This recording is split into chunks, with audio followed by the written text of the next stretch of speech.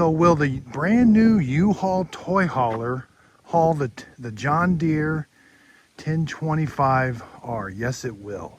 I just bought this used. I had to rent this trailer. This is the brand new toy hauler. I pulled it with my Tundra. The Tundra had no problem pulling it. This is a 2014. Here's the hookups. It's brand spanking new. The guy said they just got it in. It's got all new hookups here. There is like a brake, so okay to tow, do not tow, make sure that's back. It's got the single, four wire adapter.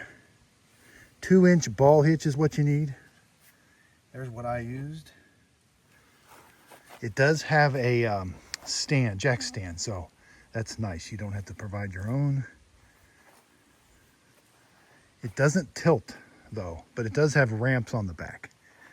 Bunch of tie downs everywhere. The wheel wells you can drive over, they said. That's really nice. It's got this chain here. I didn't have to use this. I'm not even sure what that is for. But the ramps, it's got 3 of them. One of them wouldn't come out, so make sure before you rent it. Maybe I'm just not strong enough, but 2 of us were pulling on that and we couldn't get that ramp to come out. So not sure what's going on there. It's got a nice incline.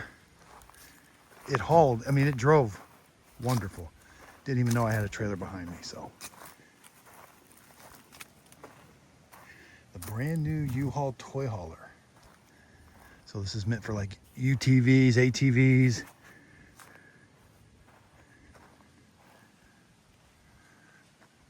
For one day, this costs $130 with all the taxes and insurance. So for one day, I rented this, $130.